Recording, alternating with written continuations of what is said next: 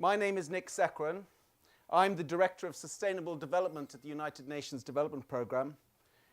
And I have to say, I've moved to New York a year ago, so I've come from Africa, having been working in the field on biodiversity issues for the last 14 years. So this issue is something particularly close to my heart, and it's a real pleasure to be able to be with you here today. This event has been organized by a number of agencies.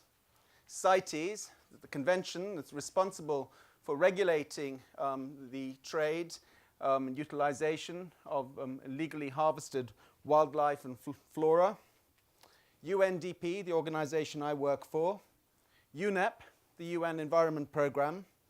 UNODC, the World Bank, GRASP, the Wildlife Conservation Society, and the permanent missions of Gabon, Germany, and Thailand. The joint organization of today's event represents the type of coordinated response needed to tackle wildlife crime at the global, regional, country, and community level. We're really pleased today that this WCS Central Park Zoo Dialogue is the main World Wildlife Day event among over 20 parallel events being organized around the world. A special commemorative meeting of the United Nations General Assembly is being organized tomorrow to discuss the issue. Although our UN Secretary General was unable to join today's event due to other commitments, he did share a statement for the occasion, copies of which have been printed out and are available outside, in which he urges all consumers, suppliers, and governments to treat crimes against wildlife as a threat to our sustainable future. Our event today is designed to raise awareness of the illegal trade of wildlife, share some examples of the challenges and the solutions we have to dealing with the problem of wildlife crime, and then to complement the global World Wildlife Day social media campaign. And I see that many of you are tweeting already. I see some of my colleagues are, and that's great because we now have some 14 million linked social media followers for these events, which is wonderful. Now, we're very fortunate to have a number of distinguished speakers and panelists with us, in addition to many of the distinguished guests that are in our audience. So we're going to start the event with a series of opening remarks and statements. Then we're going to have a panel discussion moderated by Dan Harris of ABC Nightline, followed by comments and questions from the floor. Closing remarks by UNODC, and then a reception hosted by UNEP, which will be outside as you leave this building to the left. It's not in this building. Throughout the event, we'll have a series of powerful advocacy videos which are part of the global awareness-raising campaign. And these include 2 videos that demonstrate the power of the celebrity voice and feature UNEP Goodwill Ambassador Li Bingbing, who has a personal interest in these issues and over 17 million Weibo followers. Others, like WCS's Matriarch clip, tell stories that provide powerful testimony to the experience of a species as a whole through the eyes of one elephant. Great apes face an equally uncertain future as elephants and rhinos and other species, and the GRASP film that we'll show highlights their plight. And we'll hear the voice of community champions like Josephine Ikiru, Cultural Conservation Ambassador from Northern Kenya, and she was an Equator Prize winner for the work she's been doing, excellent work in Kenya with the Northern Rangelands Trust. And then finally, the EU Environment Commissioner has kindly provided a video message to close the showcase. So as you can see, we have quite a full agenda, so let's get on with it. Our first speaker, Christian Samper, is the President and CEO of the Wildlife Conservation Society, and he sits on President Obama's Advisory Council on Illegal Wildlife Trafficking. Christian, can you take the floor, please? Thank you very much, Nick, and good afternoon to all of you. Thank you for joining us here at the Wildlife Conservation Society in the Central Park Zoo. We're delighted to partner with all the organizations that Nick just mentioned and to come together as the United Nations and the world community celebrates World Wildlife Day. We're delighted. Some of you had a chance to be out there and before in the zoo and see the snow leopards. Very appropriate today on a day like today to see these snow leopards, these magnificent animals that we work on in the field. And I think what's powerful about having a place like the Central Park Zoo or the Bronx Zoo or the New York Aquarium is these facilities offer a window into the world. These are places where, in the case of this zoo, more than 1 million people come in every year. More than 180 million people visit zoos and aquariums in the US every year. And these people come here to interact with wildlife, and we use these as an opportunity to tell this story. Part of what makes us different as WCS is the breadth and the depth of our field programs. For more than 120 years, we have been working doing field conservation around the world, and today we have a footprint working in more than 60 countries, tackling issues around saving wildlife and wild places. Whether it was working with governments and communities to establish parks like Kruger National Park in South Africa back in the 1920s, or most recently, the Wakhan Park in Afghanistan last year. Clearly, the topic we're discussing today is something very important, wildlife trafficking. We are delighted to see the importance that the issue is getting, and it is important that it's an issue so important that we all need to work together to be able to tackle it. Let me tell you a very personal anecdote. Just a few months ago, I was visiting a national park in northern Mozambique called Niassa National Reserve. Niassa is an extraordinary landscape in the border between Mozambique and Tanzania, extraordinary geology, and one of the largest concentrations of wildlife in all of Africa. It also happens to be at the front line of the ivory crisis. The most recent data we have suggests that about 70% of the elephants in Niassa have been lost in the last few years. As a matter of fact, the work, the field surveys that we have done as the Wildlife Conservation Society with many of our partners have indicated that we're losing about 35,000 elephants every year. That's 96 elephants every day. It's one elephant every 15 minutes. This prompted us to come together and figure out what we could really do to stop this. And we came up with a three-pronged strategy that we feel is extraordinarily important as we tackle this. Stopping the killing on the ground, stopping the trafficking and disrupting the criminal networks, and stopping the demand in the sources and the places where we see this people buying it. Whether it's right here in New York, in the streets of New York, where ivory could be bought 6 months ago, or whether it's in China or any other country around the world, we have to tackle this issue. Not that we're against using wildlife, but we feel it needs to be sustainable, and it's not only about the wildlife, but the livelihoods of the people that rely on that wildlife in these communities. So we're delighted to see the conversation that we're going to have today and the panel, and we're hopeful as we see a number of important announcements that are coming together this week.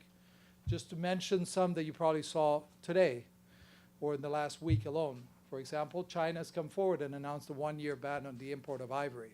There's increasing leadership that's showing the commitment to try and stop the demand. The US here has adopted a very important implementation strategy following the executive order by President Obama on wildlife trafficking that's brought together all of the government agencies. And this week alone, including today in Kenya, Kenya has just announced and has done the burning of some of the ivory stockpiles, and it will be followed in the next few days by a number of announcements by African countries. So it is going to take all of our work together, all of the countries, all of the agencies and civil society to be able to take this. And we're delighted to begin this dialogue and to say, let's be serious about wildlife crime. We look forward to this dialogue. Thank you very much.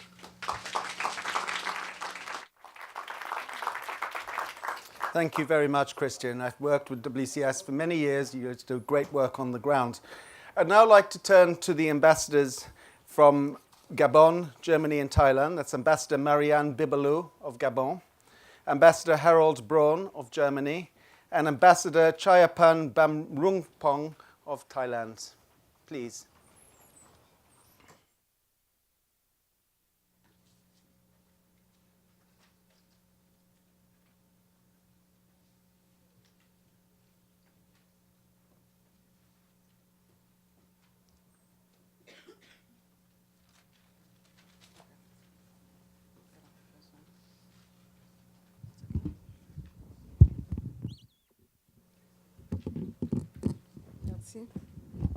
Wow.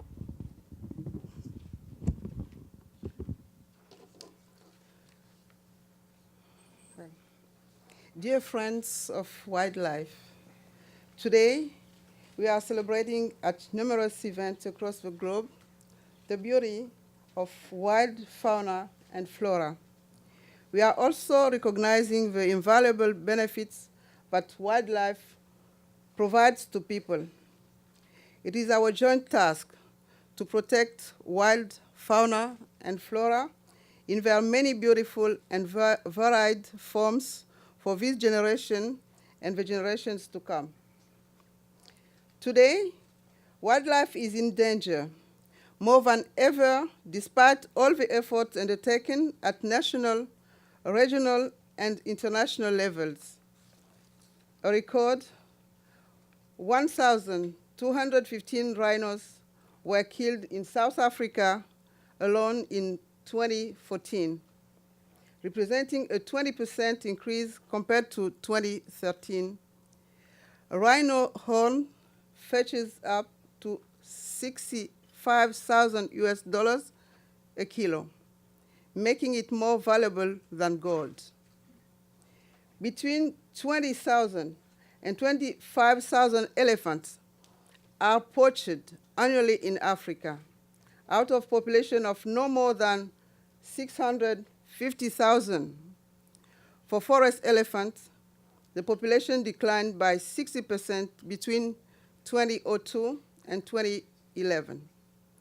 A single dead elephant's tusks have a raw value of $21,000. The latest alarming development concerns another iconic animal, the giraffe. It is increasingly being poached for its bone marrow, said to be a remedy for HIV/AIDS. And according to reliable estimates, the number of giraffes has declined from 140,000 in 1998 to 80,000 in 2012. A kilo of bone marrow is said to yield up to $120.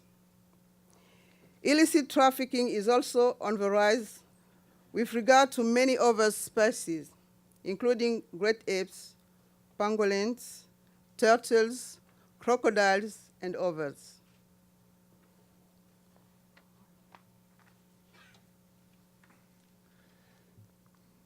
Friends of Wildlife, Gabon, Thailand, and Germany are firmly convinced that the time is now, more than ever, to get serious about wildlife crime. If we fail, rhinos, elephants, giraffes, and other species will face local and maybe global extinction.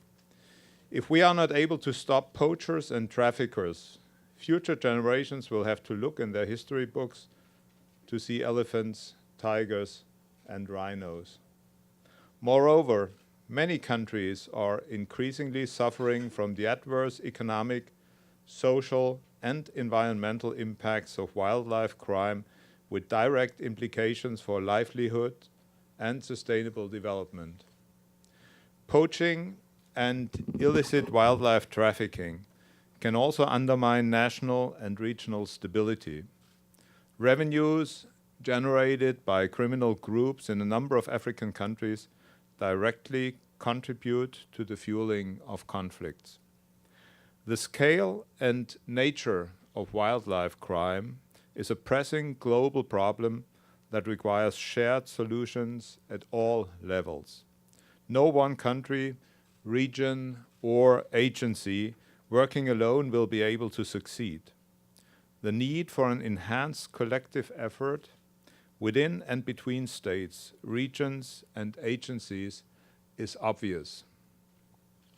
This includes working across source, transit, and destination states and tackling both demand and supply.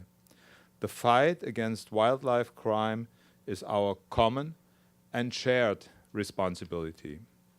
This includes the United Nations. A number of UN agencies already work on wildlife crime. Various UN bodies have passed resolutions which also concern wildlife crime. The Security Council has acknowledged wildlife poaching and trafficking as a threat to peace. In its resolutions on the Central African Republic and on the Democratic Republic of Congo, the Security Council authorized targeted sanctions against poachers and traffickers. This is important, no doubt about it. But Gabon Thailand, and Germany are deeply convinced that more can and should be done within the United Nations and specifically here at its headquarters in New York.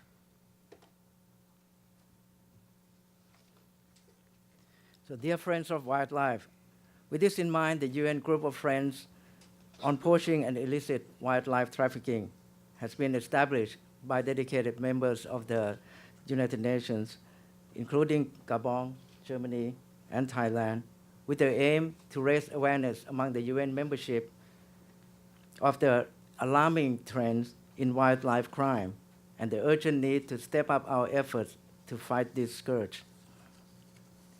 At the high-level debate convened by the President of the UN General Assembly last week, we reaffirmed our continued commitment to combat wildlife and forest crime.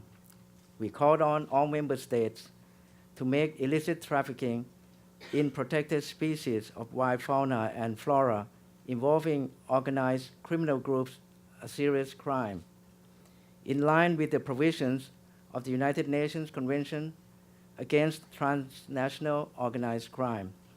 In 2013, we adopted a General Assembly resolution by consensus of all 193 member states to proclaim March the 3rd World Wildlife Day.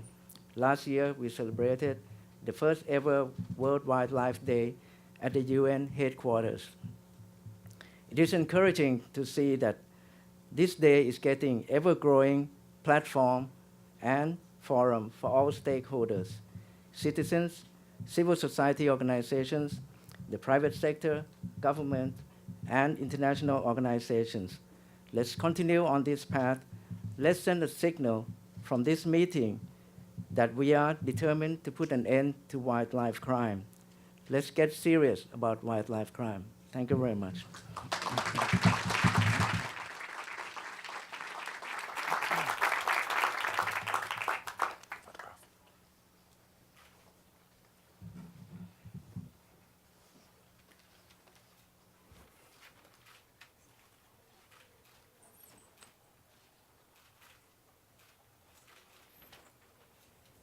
I'd like to ask John Scanlon, the Secretary General of the Convention on the International Trade in Endangered Species of Wild Flora and Fauna, to please come to the podium now. This happens to be the anniversary of the coming into force of this important convention, and I think it's really quite apt that World Wildlife Day is being held on March the 3rd. John. Thank you very much, Nick, and honourable ambassadors from Gabon, Germany and Thailand, the President of the UN Environmental Assembly. Thank you very much for the extraordinary leadership you continue to show, and we should remind everyone that it was Thailand at the 16th meeting of the Conference of the Parties to CITES that put forward the idea of World Wildlife Day and then carried it to the General Assembly, and it must be pleasing to see what it's turned into.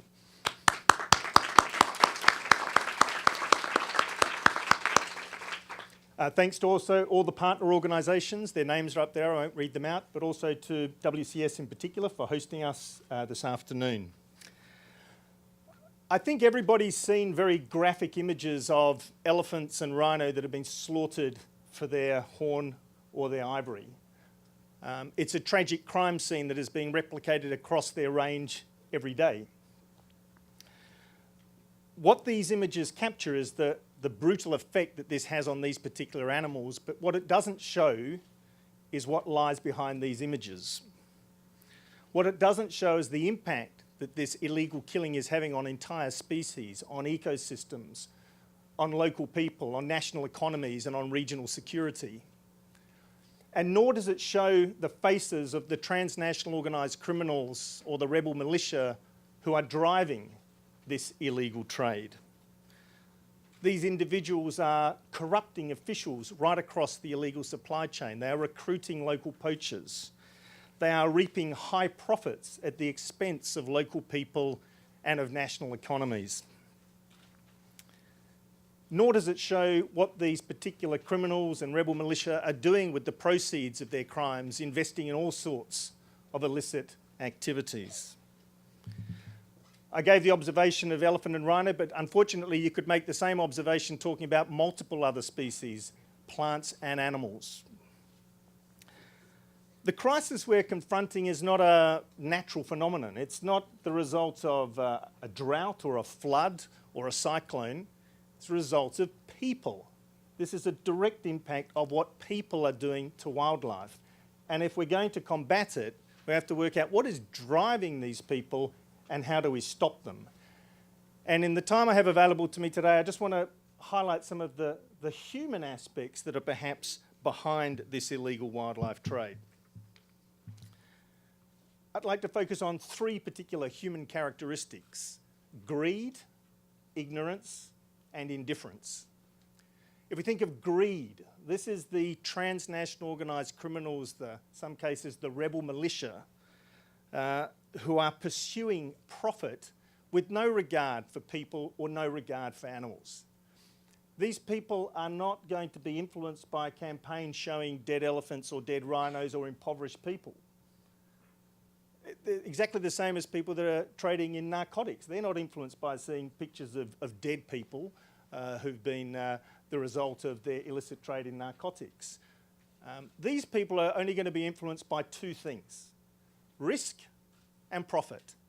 And these are the two aspects we have to tackle if we're talking about these individuals. And for risk, what do we need to do for risk? For risk, we need to start identifying, arresting, convicting, jailing, and imposing significant monetary fines and seizing the assets of the people that are at the end of this chain, the kingpins. But in order to do that, we need to treat wildlife crime as a serious crime, and that's defined in international conventions. And not only treat it as a serious crime, but start deploying the same sorts of tools, techniques, and penalties that are applied to other serious crimes, such as illicit trade in narcotics or trafficking in persons. The sorts of things we're talking about there: covert operations, controlled deliveries, the use of modern forensics, and we're starting to see this. The second human characteristic is ignorance. And this is really the people that go out and buy illegally traded wildlife without knowing it's illegal, or they do know it's illegal, but they have no sense of what lies behind that, what the consequences of their actions as a consumer are. And now here, culturally appropriate public awareness campaigns can reach these people, can alert them to the fact they need to be more responsible buyers, can start alerting them to the fact of the true cost of purchasing illegally traded wildlife. That's the cost to wildlife, the species themselves, but also to local communities, also to national economies, to regional security, and also that buying that illegally trading wildlife is putting money directly in the pocket of hardcore criminals and rebel militia with all the things they may spend that money on. This will reduce the market for illegally traded goods, reduce the profit, and hopefully have an impact on not attracting as much criminal interest in the trade. And civil society has a key role to play here. The third human characteristic is indifference.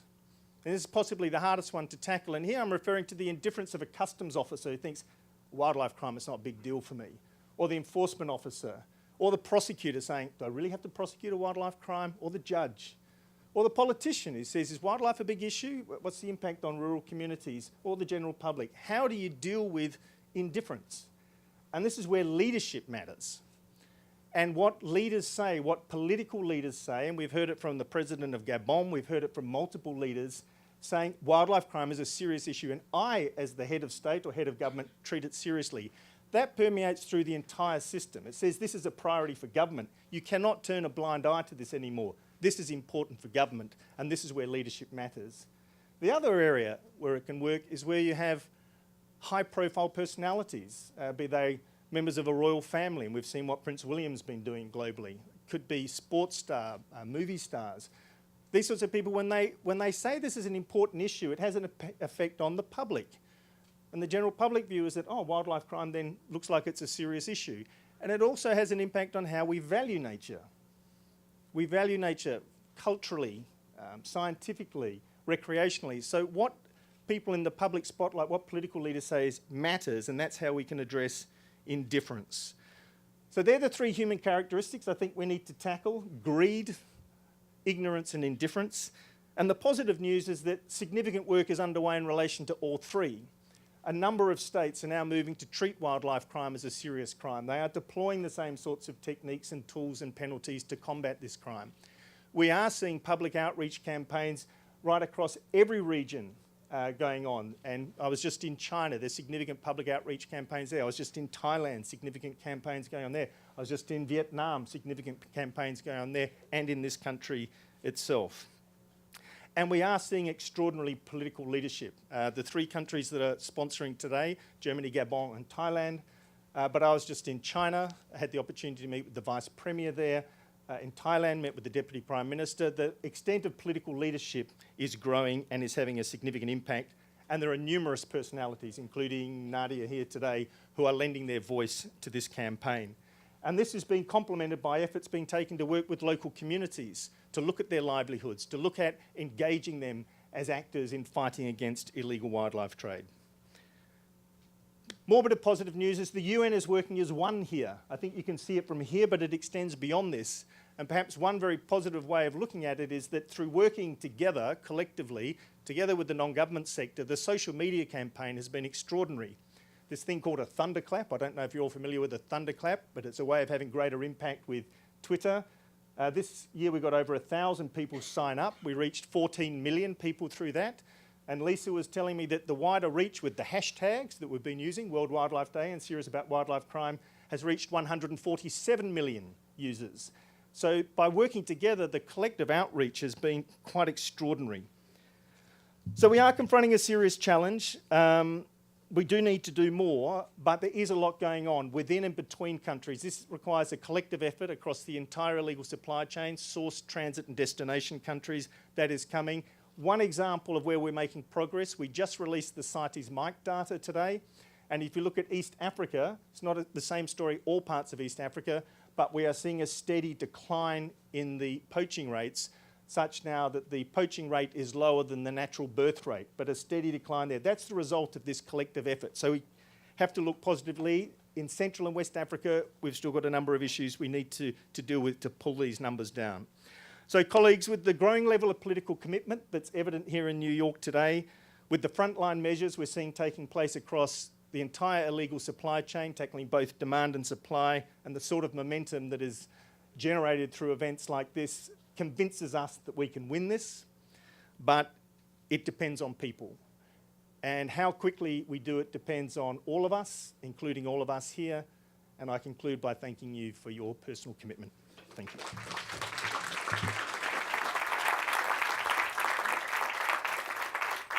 Thank you. I'd now like to introduce Dr. Oyan Sanjasuren. She's the President of the United Nations Environment Assembly, and invite her to say a few words, please. Your country faces a large number of wildlife problems, white poaching problems of its own, snow leopards and other things. So we'd like to hear a little bit about that. Thank you. Good afternoon, ladies and gentlemen, ambassadors, distinguished guests. I'm delighted to join in New York the celebrations of the World Wildlife Day in my capacity as United Nations Environment Assembly President. I would like to commend the collaborative efforts of UN member states, UN organizations, non-government partners, goodwill ambassadors, and all distinguished personalities who are committed to this occasion to honor and advocate wildlife. I would like also to thank the Central Park Zoo and Wildlife Conservation Society for hosting all of us. This event could not be timelier. The planet's wildlife is at the critical juncture of irreversible change. All available evidence points to the 6th major extinction event in the Earth's history.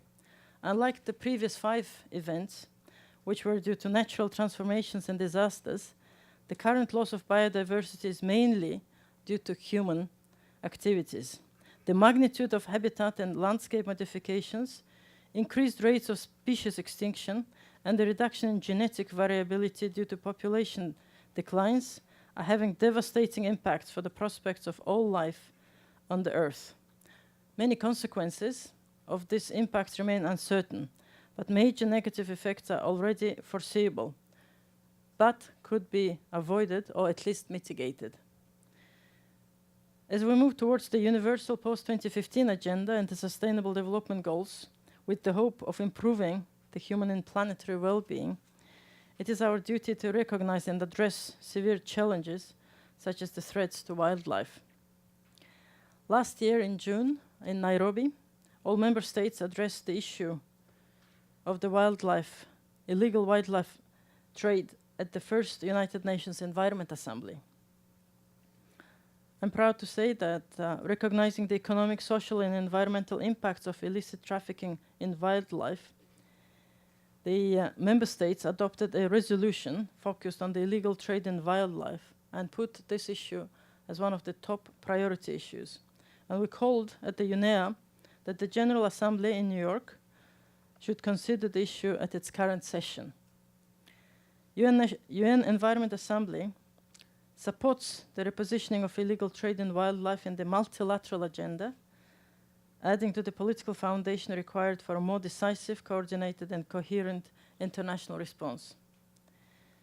A recent report prepared by the UNEP and Interpol, and it's titled Environmental Crime Crisis, estimates that global environmental crime is worth up to $213 billion every year, and it is helping to finance criminal, militia, and other illegal armed groups, undermining the rule of law, peace and security, and sustainable development. The illegal trade in iconic species like tigers, on the trade in ivory and rhino horn, resulted in unprecedented slaughter of elephants and rhinos throughout Asia and Africa, and many know about this crime. It is no less important to recognize the fact that illegal trade involves a wide range of species, including insects, reptiles, amphibians, fish, mammals, plants, and timber.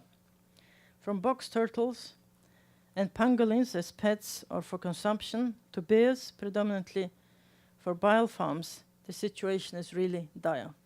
Much of the wildlife is often used for pharmaceutical, ornamental decoration, traditional medicinal purposes, or become part of the transnational pet trade. So stopping or discovering wildlife in transit alone, whether alive or dead, or their parts, will not be enough to effectively curtail the rapid decline in biodiversity that we are currently faced with. Tackling illicit wildlife trade demands multidimensional responses and proactive approaches. Moving forward, we should also aim at understanding better environmental and social drivers, the economic dynamics of the legal and illegal exploitation of natural resources, the scale and types of correlated crimes, and the role of illegal trade in fueling conflict, among many determining factors. Increased public awareness, strengthening local and national capacities, assessing legal frameworks and policies, furthering transnational cooperation, and ensuring that punishment adequately fits the crime become all instrumental. Collective action must be taken to support origin nations to effectively combat poaching and improve conservation. The commitment of transit and destination countries is equally required. Ladies and gentlemen, the post-2015 agenda offers a unique opportunity to promote cooperative and transformative action. Therefore, I feel that the crucial importance is for us to develop a strong indicator to support countries in monitoring this issue, monitoring the wildlife and the natural wealth. This would heed the call made by all nations gathered in Nairobi last year at UNEA to build a holistic and coherent approach in tackling illegal trade in wildlife and its impact on sustainable development. We'll agree here it's a very dire circumstances, but there is still time, we still have time to act. If we are to succeed in protecting our wildlife through the quelling of illegal wildlife trafficking and other conservation activities, the international community must come together and consolidate an international, concerted, resilient effort in doing so. All of us are needed in this endeavor. Thank you very much for all the cooperation, and we hope that this momentum will continue and we'll all work together on this very important issue. Thank you.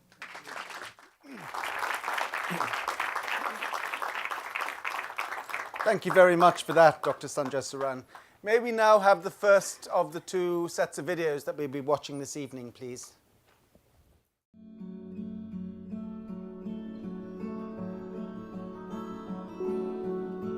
I am an actress. I actually come from China.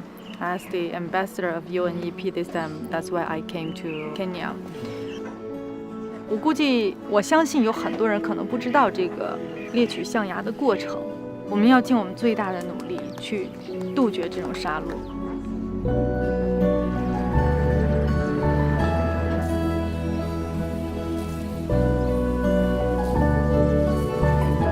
My God! My God!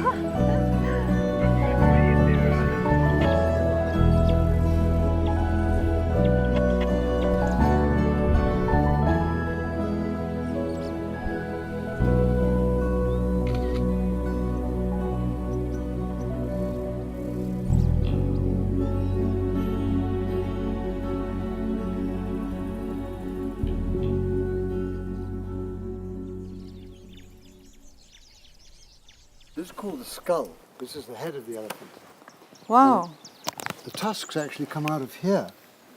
So these are the tusk cavities. So the tusk comes out of this great big hole and it comes all the way out here like that. Wow! And so if the tusk is taken, it can only be taken by killing the elephant.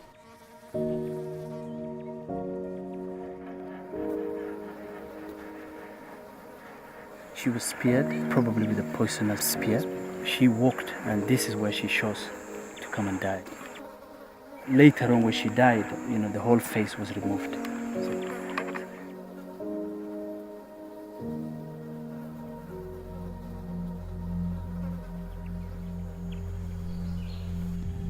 This is one of 50,000 elephants that have been killed in the last 2 years. That's what we know. It's probably many, many more.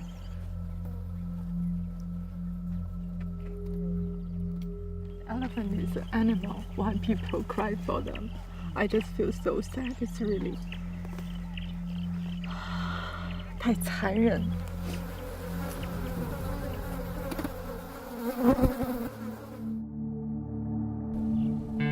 今天我来到这里，看到真实的这个世界就是这样，如此真实的、壮观的，这么有力量的出现在你面前的时候，这个大自然给你的感受就是你感动的想哭。整个象群也会在因此的许多年里处于崩溃的状态。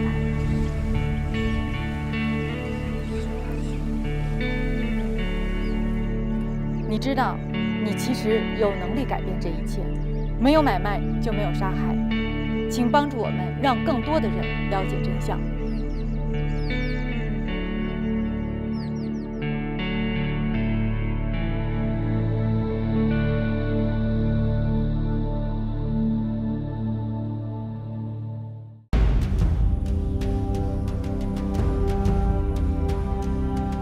We are not so different, you and I.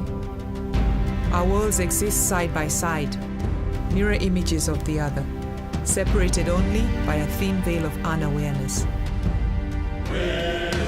Like you, I came into this world heralded by a loving family. A childhood followed, filled with noise and play and mud. Lots of mud. Our extended families would gather at special times throughout the year, joyful times with plenty to eat and drink. In times of scarcity, we would push on under the knowing eyes of watchful mothers.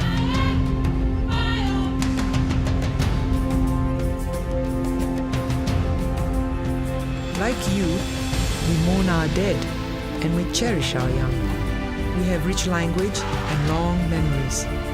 We recognize ourselves and can distinguish the past, present, and future. And we are all too aware of what is happening to so many of our kind. Of your kind, there are those who would do us harm. But there are also our protectors. The dangers are many, but so are we. Together, we will fight for our right to exist.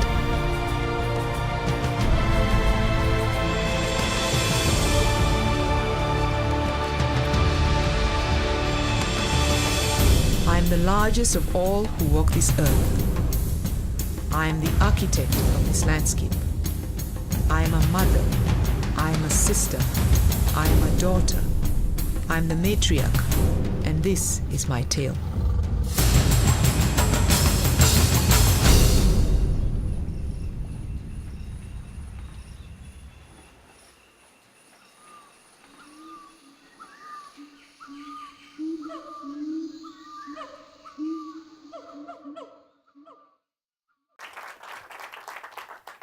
Thank you very much. I mean, that was an amazing set of films, and we have 2 more to watch later. Now introduce Dan Harris. You anchor for ABC Nightline, and you're a distinguished journalist. You're going to be looking after us now for the rest of this session. And if you may come to the front, that would be great. And also to introduce the other panelists. Aldo Leal Demoz, the Deputy Executive Director of UNODC. Doug Kress, the Program Coordinator for UNEP GRASP.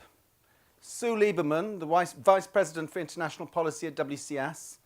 And Ambassador William Brownfield, the Assistant Secretary of State for the Bureau of International Narcotics and Law Enforcement Affairs at the US State Department. Thank you.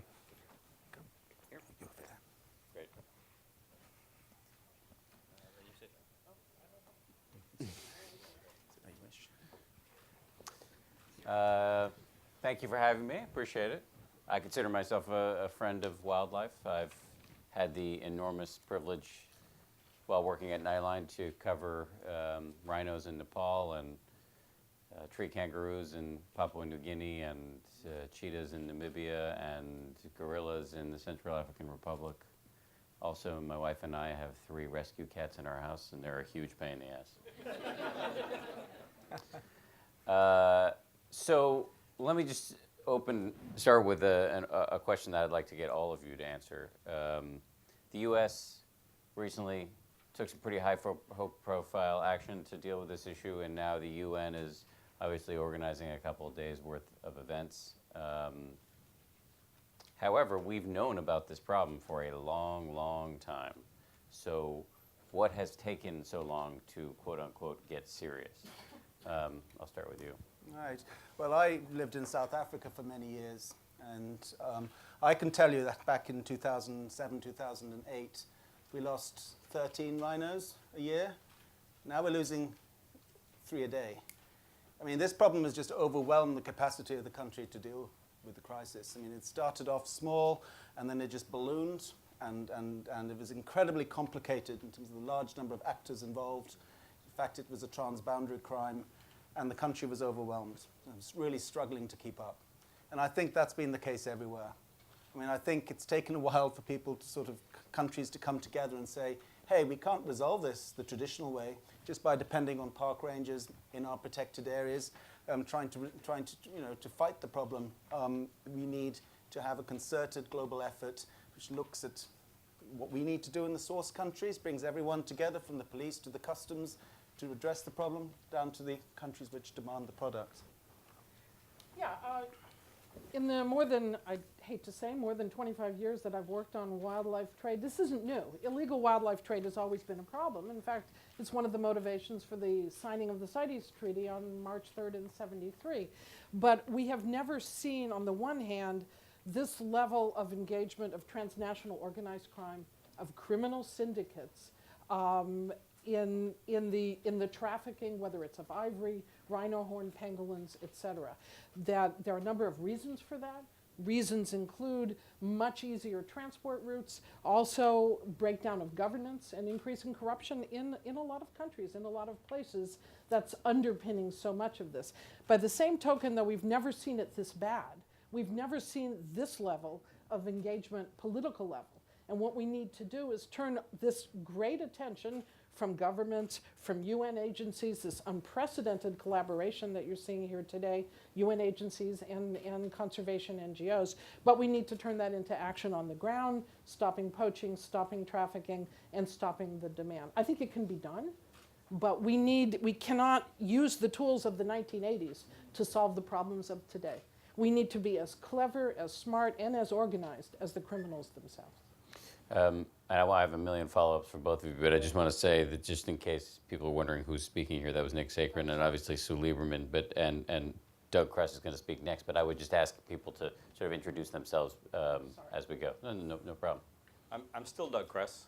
And just to follow on what both Nick and Sue say, we have a perfect storm right now that we're encountering. There are 7 billion people on this earth, and everybody wants something. All the natural resources were meant for far fewer people. So we're grabbing, we're pulling, we're taking, we're stealing. We are not putting back. We're very poor custodians right now of the earth. But also, all of the incredible advantages we have, the technological age we're in has made this very easy to poach. It's very easy to play at a very high level as illegal traders. All of the information, the technology, the fact that someone can just simply, with a telephone, SMS the GPS of where an elephant is and just walk away from the scene. A few moments later, in his phone, he'll get a payment. He's far from the scene of the crime, and already the poachers know where to find the elephant. It's simply a telephone, and that's all it took to set up a crime that can be heinous and can have tremendous devastation. So all these great tools we have at our resources, so do the bad guys. We just need better tools, and we need to be a bit faster and more aggressive. They have an incentive, as John Scanlon said. You know, it's profit. We need to find a way to make the risk much greater and the profit much less. I'm Aldo Laredemos of the United Nations Office on Drugs and Crime. Dan, let me tell you that it took us a long time, and Ambassador Brownfield may agree, it took us a long time to recognize... I frequently do, Aldo. Human trafficking, it took us a long time to take it as a serious crime. We're there now, and I think we're starting to get there as well as regards wildlife crime. I think it's what John Scanlon mentioned earlier, it's just the sheer indifference and ignorance behind this. And also I think the work of CSOs, of civil society in making this frontline news is very important. I think we also are starting to recognize that a lot of poverty is involved here, a lot of poverty in Africa and Mexico and Bangladesh, wherever we work. We work in 12 countries. We also have to learn to take care of the needs and the governance requirements of people in these areas to actually make a dent. And I am, by process of elimination, I must be Bill Brownfield, the United States Assistant Secretary for Drugs and Law Enforcement. And let me close on a more or less a positive note. The answer to your question, in my opinion, is this. The bad news is it takes the human race a long time before we reach consensus on difficult or troubling issues, sometimes decades or centuries. Wildlife trafficking falls into that category. The good news is, once we do, we usually take very effective action and steps to address the problem. May I suggest that I am, in this panel here, along with the distinguished gentleman to my immediate right, two people that would have been out of place in this sort of panel as recently as 3 or 4 years ago. Why? Because we represent the law enforcement community. Aldo through the United Nations system, me through the United States government. But our presence here, I would like to think, reflects that we actually are now realizing that we don't just get serious about wildlife. That is what other communities have done so superbly and nobly for decades. We are now getting serious about wildlife crime, and that brings in an additional set of resources, tools, and capabilities. Well, let me stay with you, William, because as you know, President Obama made a pretty big announcement on this issue recently. There were critics who pushed back and said, not enough money here. And Fish and Wildlife doesn't have enough people to check what's coming in through the airports, et cetera, et cetera. I know you don't, you're not President Obama and you don't work for Fish and Wildlife, but you are the representative of the U.S. government on this panel, so let me chuck the question at you. Actually, as you can imagine, I do work for President Obama, and I work very closely with U.S. Fish and Wildlife, which in my opinion is one of the most extraordinarily competent organizations in the world in terms of what they do. Are those points true? Do we in fact not have as much in the way of resources as we would like to have?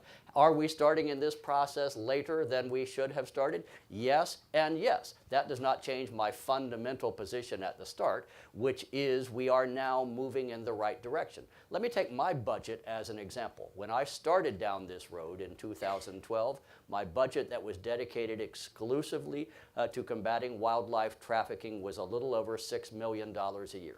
Now, we scraped together from other sources, but that was our starting point. I went from 2 or 6 or whatever it was, to a little over 10, to a little over 15, and this year I'm at 25 as part of a larger $55 million package. Do I wish? Could I make good use of $550 million rather than $55 million? Yes, I could. Could I be happier if I lived in a perfect world? Yes, I would be. My own view is rather than us focusing on how much more we wish we had, we should be spending our time as we are, I believe, in calculating how we can get maximum value from the resources that we have available, what additional steps we can take with those new resources, how we can use them most effectively in a bilateral, country-to-country, or multilateral part of the United Nations system. And my own view, as I said at the start, is I think we are now moving in the right direction. I was going to work my way back because you have a follow-up, but let me just ask a question, and then you can either do your follow-up and answer the question. But the UN, and I'm not an expert in this, but you know, obviously there's a couple days of events, and World Wildlife Day has been announced, and we've heard some speeches. What can the UN actually do, as opposed to say, we can to stop this problem? We're in the business of doing more than saying right now.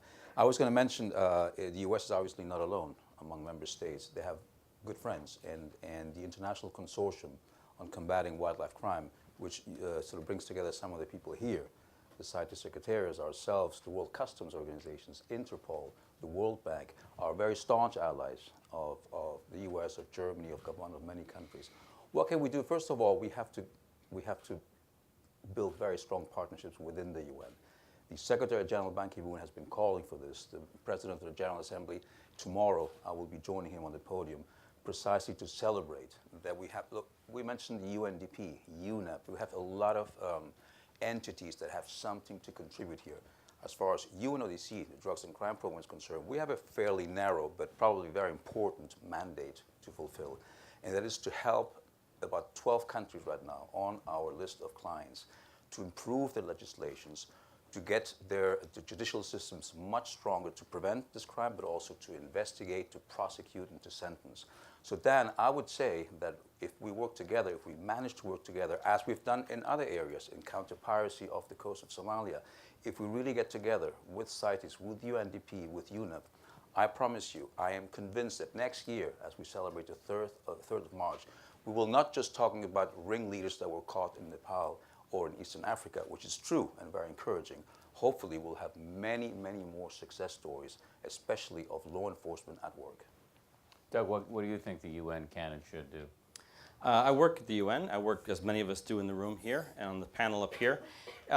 Traditionally, the UN has been a leader in symbolic ways, and certainly that is an important role the United Nations can play now and is playing. It is setting a tone through its member states, but also within the United Nations, that environment is a priority. We now have a United Nations Environment Assembly. That did not even exist 1 year ago. That puts environment very much at the forefront.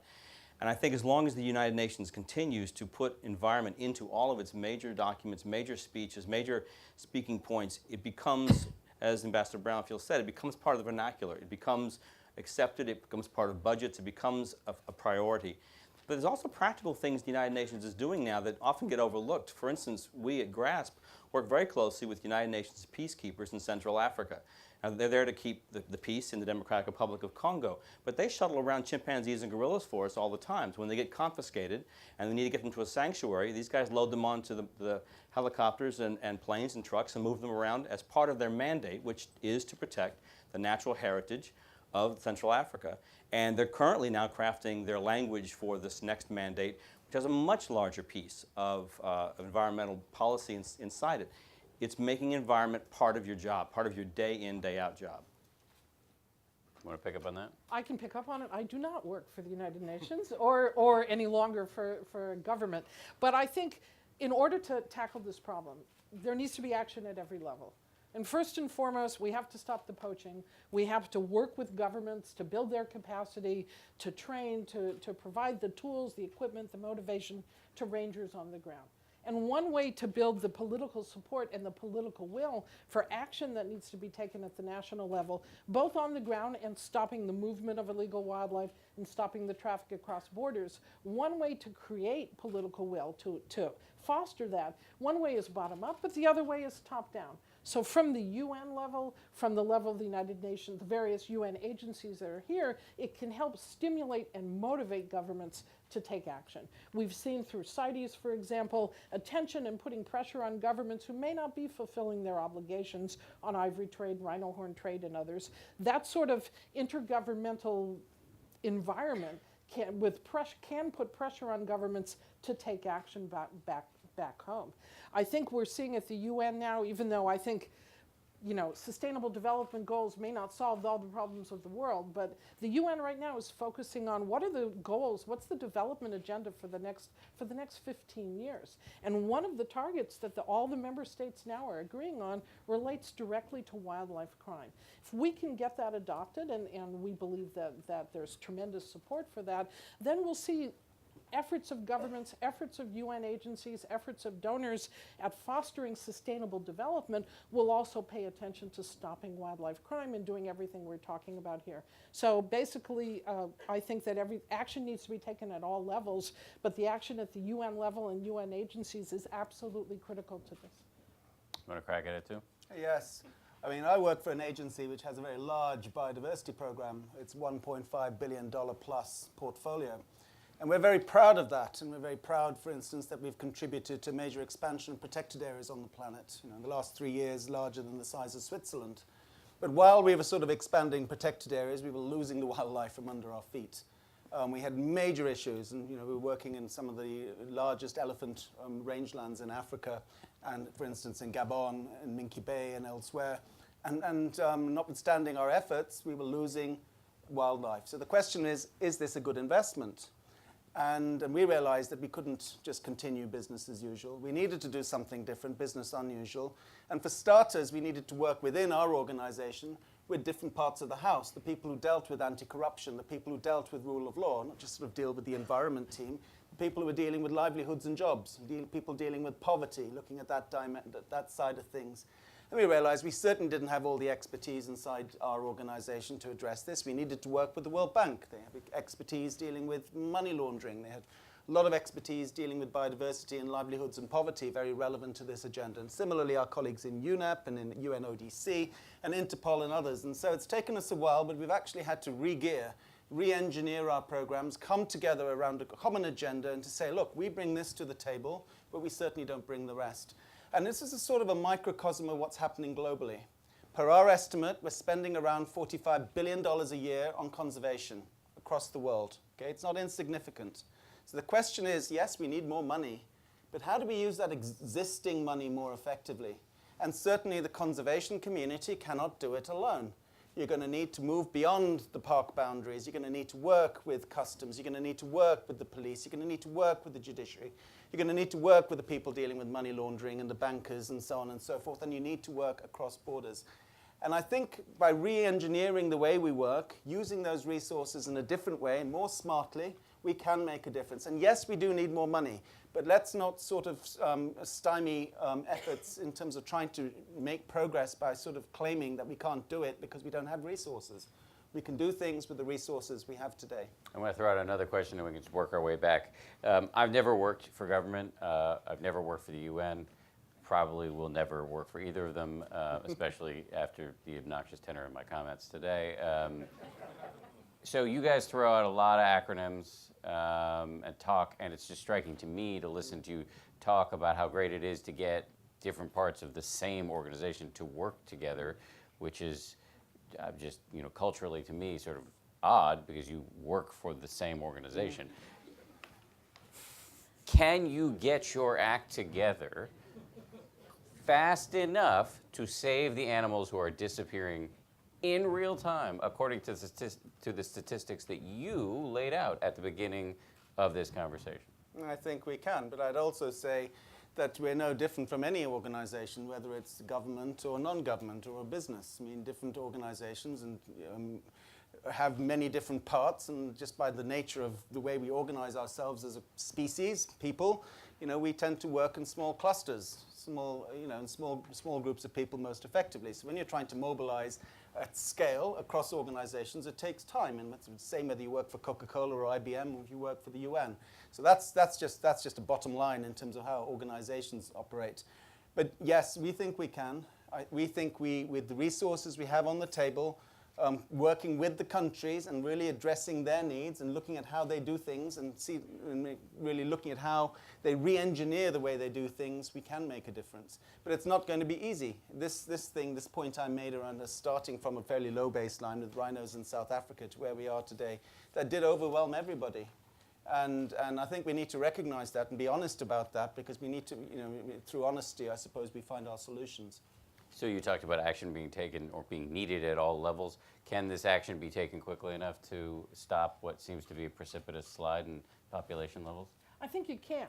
I mean, I think we're seeing there is sufficient motivation now that if certainly the organization I work for, WCS, working with our partners on the ground, working with the various agencies here, working with private donors and private industry, we know what we need to do. This isn't rocket science. We know exactly what we need to do. We know how to stop the poaching. We know how to protect wildlife. We know what we need to do. We know how to stop trafficking, and we know where the problems are. And we know where the demand is. So I think if we just pull together and make sure that we work together in such a way that we measure our effectiveness, and that's something that we don't want to have 25 agencies and 25 organizations all working at cross purposes and all really having good hearts and hoping they're making a difference. We really need to make sure at the end of the day what we're trying to accomplish is to stop the poaching, stop the trafficking, and stop the consumption, the purchasing. We have to be smart about how we measure that. We have to monitor wildlife populations. I think we can do it. It's hard work. We're committed to doing it, but it is hard work. But we can't let up any of the pressure right now because the situation is already close to out of control. Although I know you want to speak, but let me hit Doug Sorry. on the way. Oh, sorry, somebody say something? No? No, go ahead. A couple of things come to mind. Yes, the United Nations can be slow at times. I'm sure ABC News is crackerjack at all times, right? Not a problem? I'm going to reserve the right not to comment. Okay, just checking. It's really only I'll be asking the questions. Okay. Okay. Yeah, it's only 2 years ago, really, that inside UNEP we began to talk about wildlife and wildlife crime seriously. Not serious crime, but in a serious manner.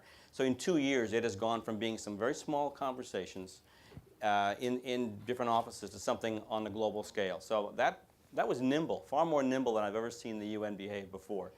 One thing that actually has helped, though, is the scale of this problem is so dramatically large. It is global. And it's not simply a moral imperative to go out and save elephants or rhinos or gorillas if you happen to feel compassionate. It now plays into the fact that it's disease transmission. It plays into the fact that GDPs are being stripped away and natural heritage is being stripped away and countries are unstable now politically. It meets almost every bell in the room for the United Nations, so it can engage on this level. Before it was almost too small of a problem, which is sad and perverted to say, but it's true. It now literally can be engaged with on every single level. Every single agency has some dog in this fight now, and that's really quite helpful. Aldo? Dan, we don't have obviously a silver bullet or a formula to get rid of this problem in 1 month or 1 year or 10 years, but we have worked very hard with many partners on fighting drugs and crime in other aspects of transnational organized crime.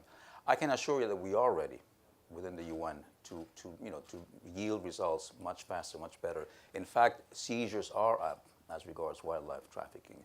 Arrests are up, indictments are up in many parts of the world. We have people, our own office has people in 12 countries right now, experts, working on better intelligence gathering, on investigation, on sentencing. So we're moving forward quite rapidly. As Ambassador Brownfield mentioned, we have been in this, specifically in the wildlife crime business, for the past 2 or 3 years only. And I think that we are yielding results, and we'll continue doing that. We are extremely committed to this. I first met Aldo Lale about 8 years ago in the Republic of Colombia, where he was running the UNODC country program focused heavily on drugs, and I was the U.S. ambassador to Colombia. And I mention this only because at that time in the year 2007, all the questions that he and I were receiving sound almost exactly like the questions that you're putting to us right now, except in those days it dealt with drugs. Today we're talking about wildlife trafficking. We've been at this for so long. Where are the results? Why can't we get organized? Why has it taken us this long? Why have we spent this much money, dedicated these many resources, and we do not at this point have the quantifiable data to suggest progress? That was about 8 years ago.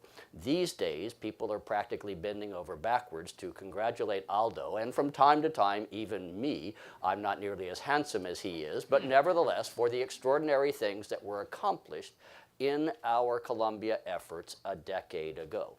I suggest this to you in order for everyone in this room to keep in mind that these sorts of efforts, these sorts of programs, take their time. We did not get into a wildlife trafficking crisis overnight. We are not going to solve it overnight either. Now, the problem, as you very correctly point out, is we are in a race against the clock in this particular exercise, because once a species is eliminated or extinguished, we cannot, as I understand modern medical technology, recreate it once it has become extinguished. So there is a legitimate issue that you raise in terms of how long will it take. But my suggestion to all of us is we are not engaged in a 100-meter dash. We must think more in terms of a marathon, in terms of when we will accomplish the desired objective. But, final thought, I also would remind everyone here, particularly those who have ever been involved in the law enforcement business, to accomplish your objective, you do not need to create a perfect earth. You do not need to eliminate all criminal activity. What you need to do is raise the cost of them doing business by a certain percentage. It might be 10% or 20% or 25%. When you hit that point, then these people who are in this business for money will decide to move into some other endeavor. And that's a matter of addressing demand, addressing supply, and locking up the right number of people in jails for a long enough time to have that sort of impact. Your points are very well taken. And don't sell yourself short. You're both very handsome men. Just simply staying with you for a second, since you're with the State Department, we know that there are a couple of countries that are really the source of a lot of the demand here. China and Vietnam come to mind. Why not just slap them with sanctions? Yep. Look, while we could have a long and entertaining discussion right now in terms of the effectiveness or lack of effectiveness of sanctions, and we could have an argument, and I'm sure we could split this audience right in half in terms of whether sanctions actually accomplish their desired objective or not, whether sanctions are unilateral in nature and therefore counterproductive or not. I will not, and therefore will not, take a position on this, this larger set of arguments. We can all agree, I believe, that you will accomplish the objective better if all countries and their governments will actually cooperate and agree in terms of what you are trying to accomplish. And it is easier still when you're dealing with an issue that to a very considerable extent is a moral issue and a scientifically logical issue, such as the moral issue, do not butcher and exterminate entire species of animals for profit. And the scientific issue, if you will, is once you have exterminated those animals, you will not be able to recreate them. And therefore, if you're strictly a businessman, the rhino horn, the elephant tusk will not be available in the future. That is a matter on which I think we have had some success in developing consensus in the international community. I have the distinct pleasure and honor of leading the United States government's side to an exercise, a bilateral exercise between the United States and China that we call the U.S.-China Joint Liaison Group on Law Enforcement, a process whereby we meet systematically to address joint law enforcement issues. Over the last 2 years, we have added wildlife trafficking to the agenda. And I would suggest over the last 2 years, the cooperation, bilateral in nature, has improved between the United States and China. Both nations over the last year and a half have engaged in a massive ivory crush where we have destroyed beyond all possibility of retrieval vast amounts of ivory. Both nations have contributed substantially to efforts to combat wildlife trafficking. Both nations have made commitments in international fora to address the issue. And we have gotten there, I suggest, without the use of sanctions or the threat of sanctions. Anybody else want to take a run at whether sanctions is a good idea? And I guess we have to be a little bit careful because, as I understand it, the number 2 source of demand globally for wildlife is the United States. Which I would have acknowledged had you put the question to me squarely. I can see why you were such a successful diplomat. I was going to say just that. And I think the issue here is that everyone's a culprit, everyone's a victim in different ways. And if you go and talk to the Chinese counterparts, they're facing problems with illegal wildlife trade themselves. They're losing snow leopards, they're losing iconic species, things that really matter to them. You go to the Vietnamese, they're losing things like the Tonkin snub-nosed monkey and other critically endangered species, to bushmeat consumption, transboundary bushmeat consumption. So they're really concerned themselves around their own species. And I think we need to sort of move away from pointing fingers, us and them sort of paradigm to sort of really engaging everyone around the issues and recognizing that every country, China, Vietnam and others included, face this problem themselves, and they're very concerned about it. Things that are really important to their cultures are being taken, and that worries them. Well, we have a couple minutes, but let the 3 people in the middle here. Yeah, I mean, briefly, I think there is a time and a place for sanctions. And we have seen over the past 30 years, 20 years, cases where the U.S. has used a very powerful piece of legislation it has called the Pelley Amendment. If a country is found to be undermining the effectiveness of an international conservation treaty, there can be a threat of sanctions. And in fact, the U.S. did impose sanctions on trade in wildlife products with Taiwan, threatened it with China. This was over rhinos and tigers back in ancient history in the 1990s. But it was effective, and the sanctions were lifted. But the goal isn't sanctions. The goal is compliance. But I think it's important to have both a carrot and a stick. We see that in the CITES processes, where there is a discussion if countries do not fulfill their obligations, do not do what they themselves have committed to do, then there can be a threat of sanctions. But the goal should never be sanctions. The goal should be compliance. But in addition, I think we have to look at ourselves, whether in the US, Europe, or China, and look particularly on the ivory issue and say, are we promoting trafficking? Are we being enablers for trafficking by having domestic ivory markets? So the U.S. Fish and Wildlife Service, the Obama administration is making great strides now in closing loopholes on ivory trade in the U.S. And several states in the U.S. have now said that no more ivory at all. And we know that issue is being discussed and considered in China. What's going to change things in China is if they were to close their ivory market. If they were to close their domestic ivory market, you would see that the risk for traffickers would go up, in addition to all the enforcement that has to be done, absolutely. But that's what really needs to happen. We need to look at this creatively.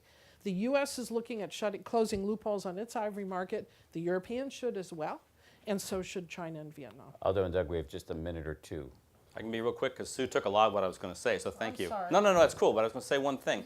As Christian Samper said today, Kenya burned 15 tons of ivory as part of its World Wildlife Day celebrations.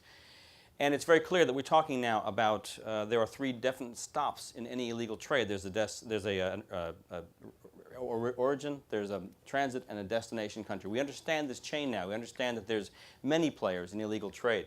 But when that first ivory was burned in 1989, nobody said a word about China. It was just a burned pile of ivory that was meant to be symbolic for an illegal trade, but no one was taking it out of Kenya. No one was making that argument in a global sense like we are now. That I find very encouraging, that we understand there's a much bigger interlocked picture here. Aldo? Well, China, a couple of days ago, the 26th of February, announced a one-year ban. I know that some commentators look at this with a bit of skepticism, but I mean, that is a major step forward. And I would say something else. We have to solve this problem with China sitting at the table. We got to take a break to watch a few movies and then we'll come back up. Is that right? All right, let's do this.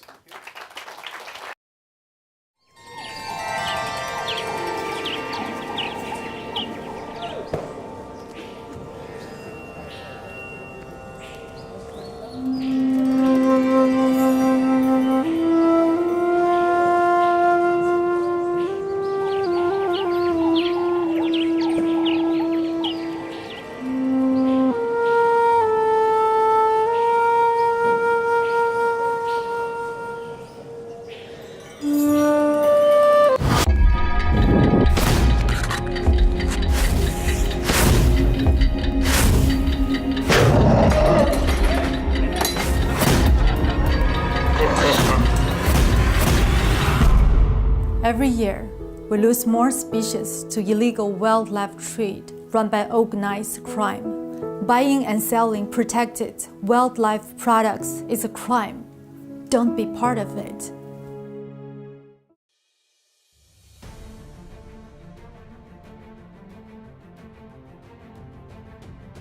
Great apes have become a commodity.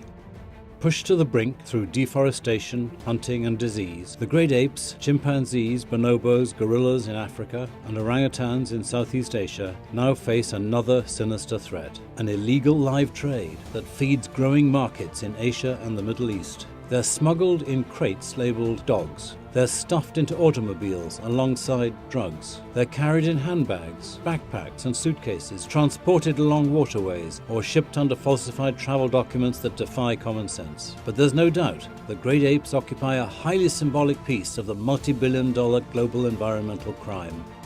In 2013, the Great Apes Survival Partnership, or GRASP, published Stolen Apes, the first report to establish baseline data on the illicit trade. The publication analysed 7 years of seizure statistics to gauge the scale and the scope of the black market, which is estimated to have involved nearly 23,000 great apes from 2005 to 2011. Stolen Apes emphasises a chilling fact. What was once a haphazard trade that emerged as a byproduct of the bushmeat crisis, it's now a cold and sophisticated business with links to organised crime, facilitated by transnational criminal networks and fuelled by standing orders from abroad. The hunting of apes is driven by market demand.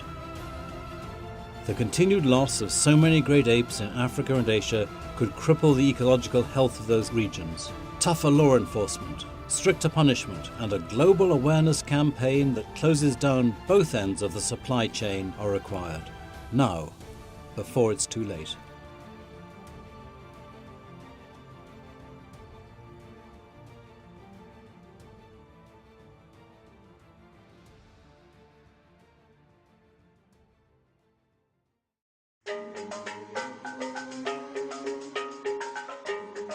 I do believe that the land without wildlife is a cursed land, and the land with wildlife is a blessed land.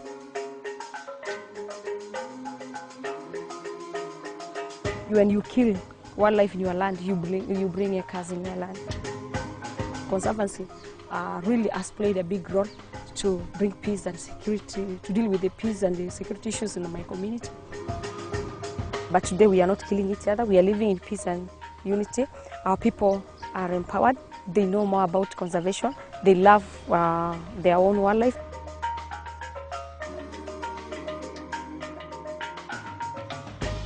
This wildlife has really brought a lot to our lives as pastors communities in northern Kenya.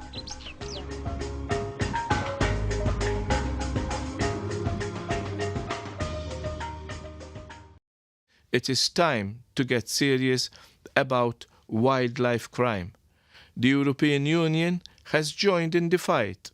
We will intensify the cooperation with our international partners to step up the global response. We are working on a new strategic approach for wildlife conservation in Africa that we hope will increase the funds available for action.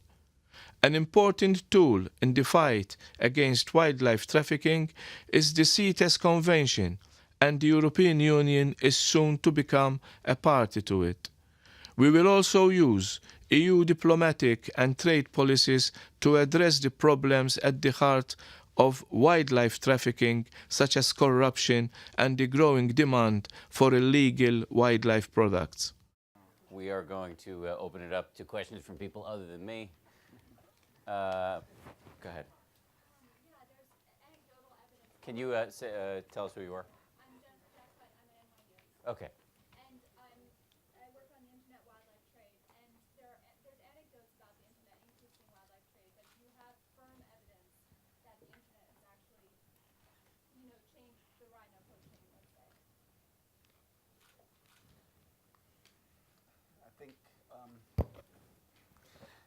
At issue here is that we have a technology revolution which has made it easier for poachers and syndicates to operate, but it also makes it conversely easier for us to operate, for us to join the dots in terms of our work. And I think you'll find, the internet has got its underbelly, whether it's with drugs or it's with wildlife trade and so on. And yes, it must have helped to facilitate the trade. But maybe our colleagues in UNODC can speak specifically about that subject. I'm afraid you're right. I mean, the internet is actually making life easier for some of these, for the organized crime. I mean, cybercrime is a huge problem, whether we're dealing with drugs or with human trafficking or with child pornography or wildlife crime. So, but on the other hand, we cannot live without it. It is also, as John mentioned earlier, also our best enemy, our best friend when it comes to advocacy. Just to live with it. If I could reinforce just briefly what Aldo has just said. I've been in my job now for 4 years. It seems that no one can offer me anything to get me out of my current job, so I perhaps will remain in it until I die. Since my old man made it to 95, that may be another 40 years or so from now. Over the last 4 years, 2 new areas of criminal activity have come onto our scope big time. One, obviously, by our presence here today, is wildlife trafficking as a criminal issue, not as a conservation, preservation, or environmental issue. And it is that as well. The second is cyber. And you've just put your finger on the intersection of 2 21st century threats to the human race. Anybody else? Yes, in the white shirt. Just tell us who you are before you ask the question, if you don't mind. Hello, Linda Rollins with IPS Interpress Service. A couple of you spoke about the importance of working with local communities. I'm not sure if you're aware of the advocacy work that organisations such as Survival International are doing around working with Indigenous and tribal groups, and how do you protect them and also use their knowledge, because Survival International is saying that sometimes actually it's seen as perhaps when conservation efforts are implemented on the ground, that sometimes it's seen as a bit easier to actually target the tribal groups rather than these international crime syndicates who are probably a little bit scarier and harder to target. Go. Well, I've worked for the United Nations Development Programme, and so this is really critical to us. I mean, because we are the development arm of the UN, and so we really look at jobs and livelihoods and addressing poverty and so on and so forth. And for us, the community is really the first point of entry in terms of dealing with these issues, and it's around understanding community livelihoods, trying to ensure that you can actually match wildlife with those livelihoods, address the real needs of communities, such as human-animal conflict and the impacts that wildlife raiding has on their crops, as part of a holistic strategy to deal with this problem, and not just look at it as a security issue, as important as that is. So clearly, in the response that we have, and we've agreed to as a global community, there is a very strong anchor in terms of looking at this as a community issue, and recognizing here we're looking at illegal trade. We're not looking at trade per se, and we're not looking at use per se. And obviously for many communities and for indigenous peoples around the world, sustainable use of wildlife, sustainable use of flora, for medicines, for food, and for other purposes really critical to their survival. So working with those communities to ensure the sustainability of that use, often in situations when their world is changing quite radically with a growing population or the commoditization of their community, entering the monetary world and so on. And so that's a very large part of the response. We haven't discussed it much, but clearly and critically going forward, this is as equally important as the other anchors of the response. Yeah, if I could. Yes. Nick made a good point, and this sounds so simple and so obvious, and yet we often forget it. Very often, especially in the United Nations level, we pass around documents all day long talking about reducing the illegal trade, diminishing the illegal trade. It's illegal. There's no need to reduce it. How about stop it? Because if it's illegal on a global scale, it's illegal on a local scale too. There are laws in every single country to protect most of these species we're talking about. It isn't that indigenous communities should be allowed to do something illegal because they're indigenous. It's illegal. And we seem to somehow forget that. It sounds so simple, and yet it's really at the very foundation of this. These species are protected. They're covered by CITES and dependencies for a reason, and they are endangered. And there are laws that have to protect them. Those laws must be defended. We have a question in the back up there, yep.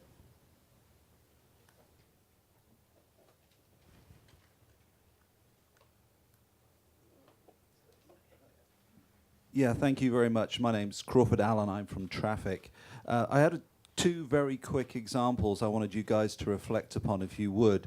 One of our hosts here today, the Thai government, has, working with Traffic, implemented DNA testing on ivory in its market recently and showed that approximately 80% of the ivory in that market was from African elephants rather than what was before believed to be from Thai elephants and therefore being illegal. Therefore, we're seeing a proof of the smuggling into the Thai market and using a technology that can quite rapidly now and fairly cheaply provide solid results. Another example is that today the USAID have launched a wildlife crime tech challenge calling for innovation and technological innovation to deal with this crime issue. How much do you guys actually think that technology is a silver bullet? How much do you think it's misleading?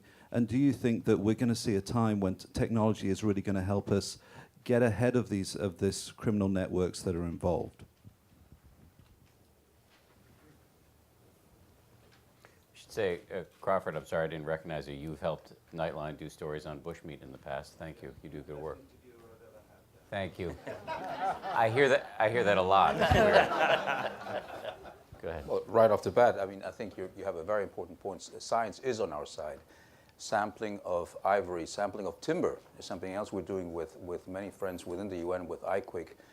Definitely our best friend as we improve the capacity to investigate and prosecute these crimes. Yeah, to respond to your question, Crawford, technology is not a silver bullet, but it's one bullet we need to use. It's the technology we use and the what's available to us today. We need to work much harder to find tools that can help us with identification, help us with enforcement, help us, for example, we work in the field with WWF, WCS, and CITES and other organizations on software that rangers can use, the smart software, to help them do their jobs. We at WCS have developed a new smartphone app that's used in China for identification of wildlife products in the markets in Guangzhou and other cities in China. There are a lot of really good potential technological tools, but there's no magic silver bullet out there. We need to be smart about using all the really exciting tools that we have and work with the people who invent these things, but that's not all that we need to do. We need to do good old-fashioned intelligence-based law enforcement. We need to go out there and make sure that criminals are not only arrested, but also prosecuted and, as has been said, serve time. That doesn't require high tech. It requires political commitment, it requires the judiciary to be committed, et cetera. So my answer to your question is yes, we need to use those tools. The USAID Technology Challenge is a fantastic opportunity, but we shouldn't rely only on the fancy tools. We need to use all the tools that are available to us. Sir. And we are, yeah. Richard Jordan, Royal Academy of Science International Trust, with a question for Nick. Is there an interagency task force that deals with this specific issue? I'm sure UN World Tourism Organization could be involved, but I just don't know if there is such a task force. Yeah, there are a number of different groups that have come together, IQIC being one, with the bank and UNODC, Interpol, and others. But most recently, the Secretary General actually put this on the agenda of the Policy Committee, which means it actually got addressed at the highest level in the UN in terms of actually looking at what the UN should do to respond. And so it's at that sort of macro level, yes, it's been addressed, and there's a coalition around addressing the problem. But really the big issue is making sure there's action on the ground, and we move from talk to action. And of course, that's really working with the countries and putting in the national strategies and the frameworks for collaborative effort amongst government institutions and building the capacity to do basic stuff like crime scene investigation and basic forensics without any of the high-tech stuff, because that's where often really lack the skills. And we're coming together around that with a set of national strategies, national platforms in Tanzania and Chad and elsewhere, where ultimately different agencies will bring different things to the table. The gentleman behind also had a question, I believe. Yeah, hi, Mike Casey with CBSNews.com. This is actually we're not going to let anybody from CBS. Exactly. I figured there'd be a little bit of a conflict, but in terms of the panelists, I mean, I've heard. In fact, everything I've heard, I've been probably hearing for the last 5 years in terms of this conversation. Sue and I go back a ways. And I mean, what's one thing that is in the works that you might be coming out in the coming months, initiative that could be a game changer, something that either on the ground or technology or something that could make a difference that for us folks writing the news could be a top line? Aldo? I'll give you one answer. A global report on wildlife crime, believe it or not, it doesn't exist. And when John mentioned earlier that we have to battle indifference and ignorance, one of the first things we have to put on the table is evidence to inform policies, but also to convince mothers and fathers in countries where the demand actually exists, why this is actually happening, what is behind all these factors. So the one answer to you is, now hopefully we'll be able to deliver it before the end of this year, which is the first real global report on the state of the art of this particular heinous crime. I'll offer a few even operational headline type things for you, which are very micro in nature, but I'll throw them out anyway. One you just heard about.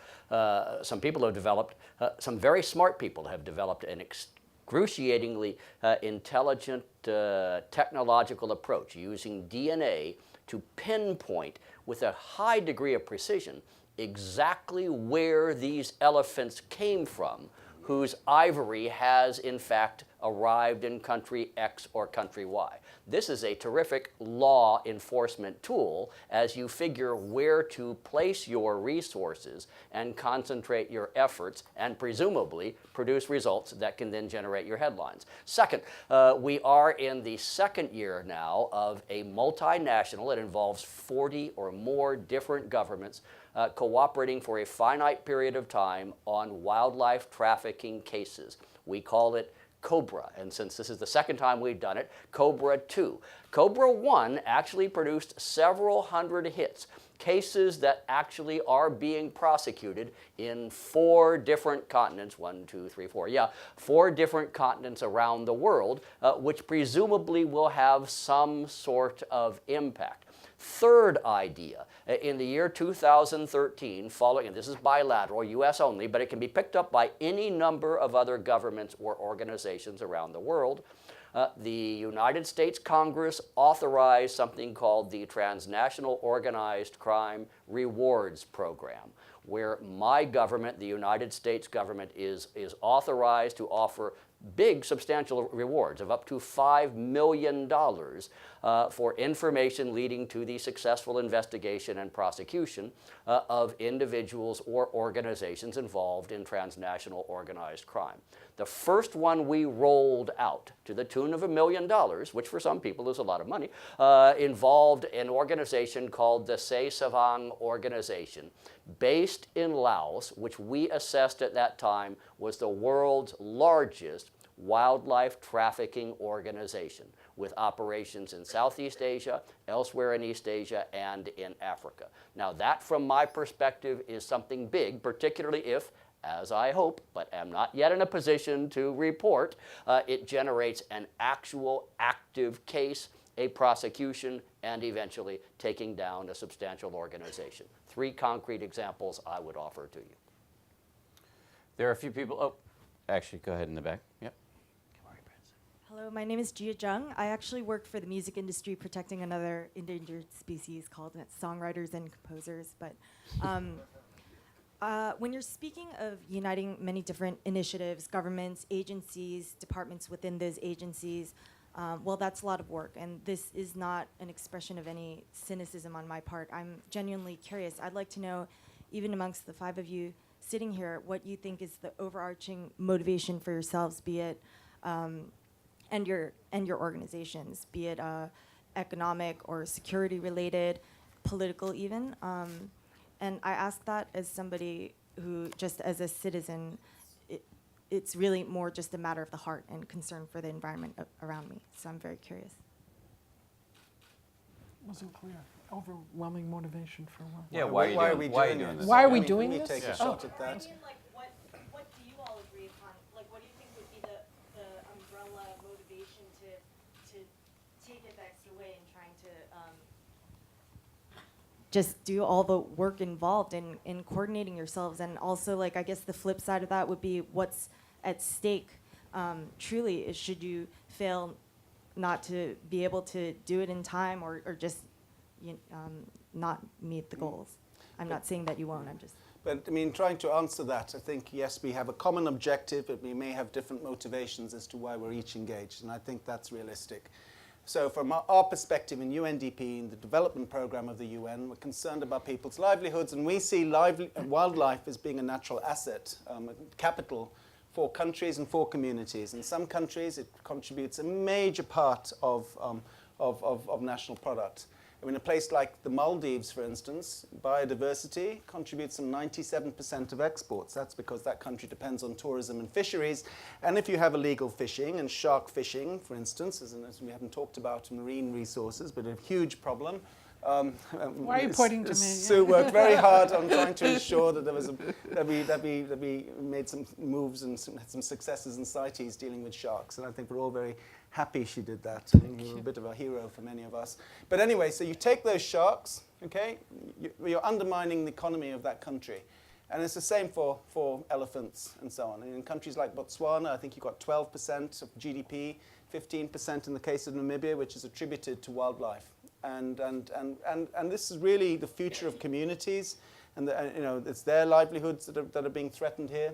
And you have these big syndicates coming in and privatizing what is a public good, belongs to the community, for their own gain. And it's adding to inequality.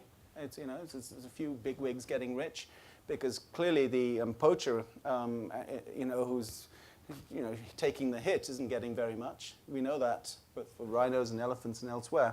So that's why we're motivated. Yeah. Okay.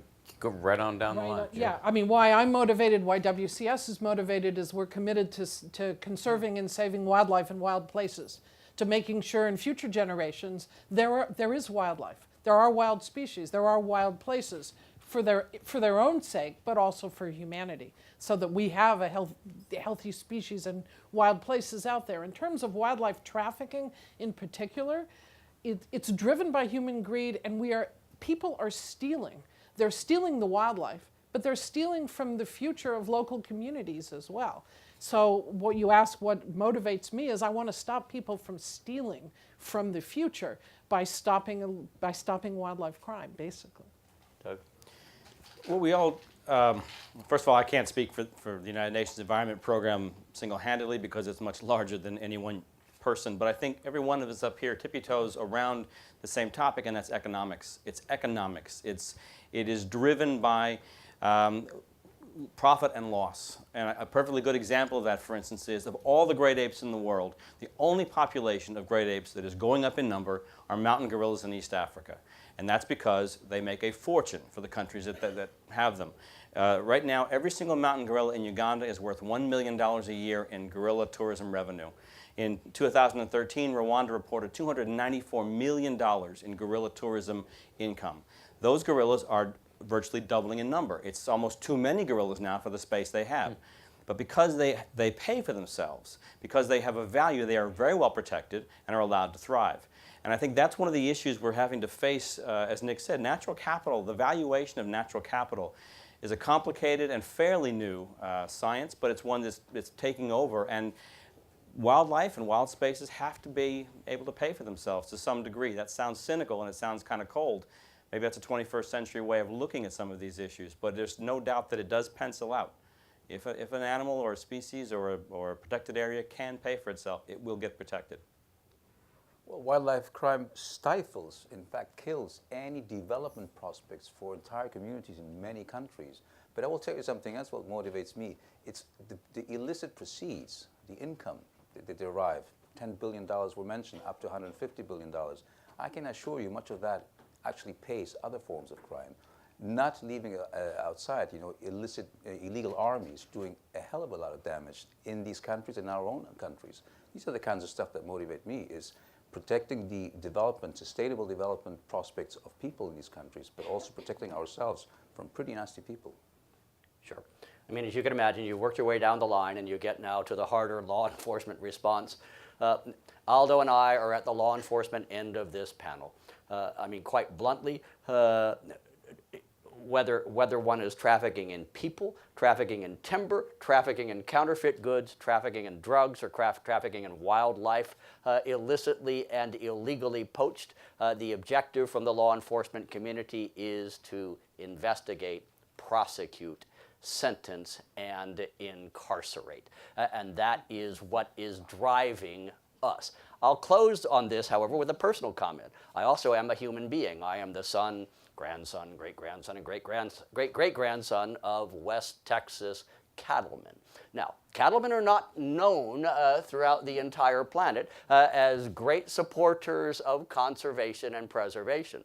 Hell, my father, I mean, every given year, he would take 200 to 400 of little critters, he'd fatten them up, and they would march off to market. And I presume you all know what happens when they go off to market. But on wildlife trafficking, the old buzzard, who's gone now, would say he actually was strongly supportive of that effort. And are you ready for this? He said, because it's wrong. And sometimes things are so simple that a moral response is actually the right way to look at it. Is that a very sophisticated assessment of why we should be opposed to this? No. Does it work for me? Yes. I think it's quite beautiful, yeah.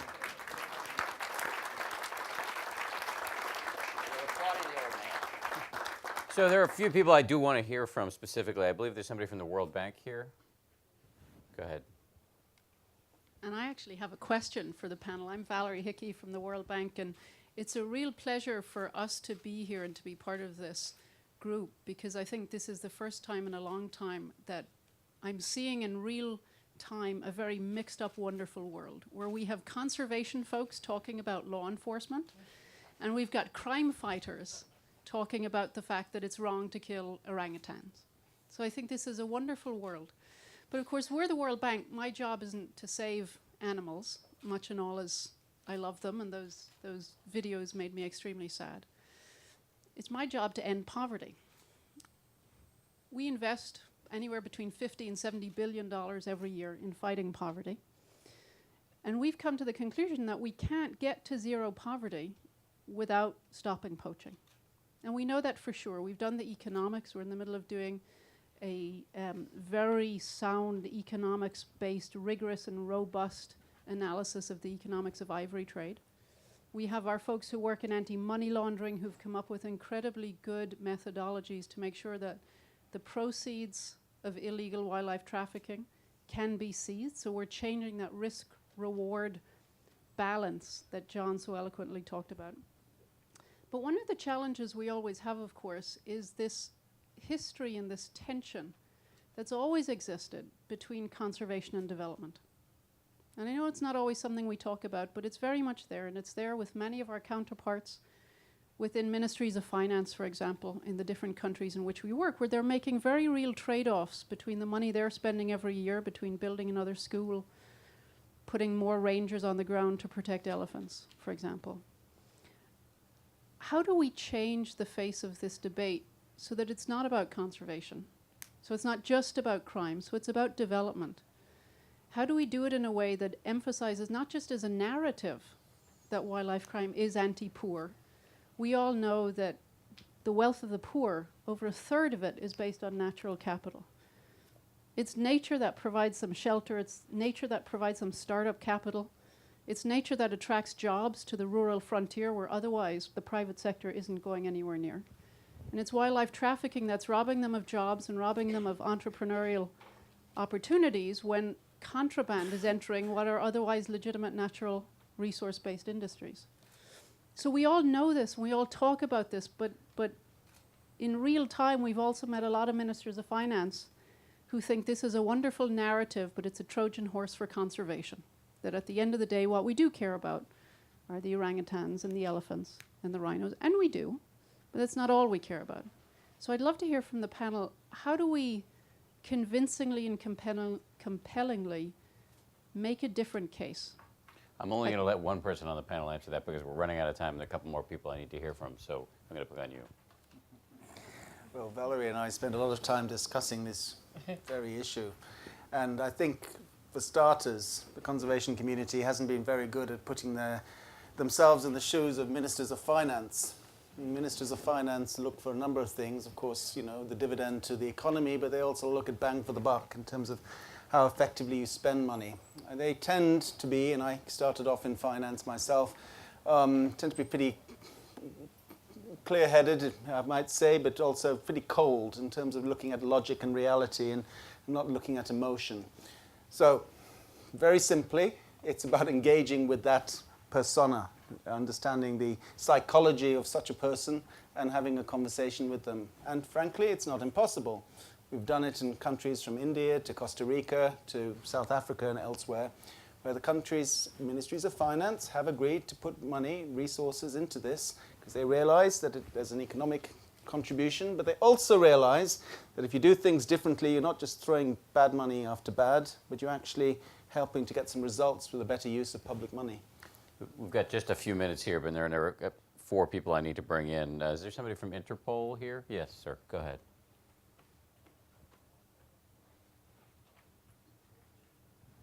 Good afternoon. I'm Ben Perez, representing Interpol. First of all, I'm very happy to be here and been invited to be a part of this.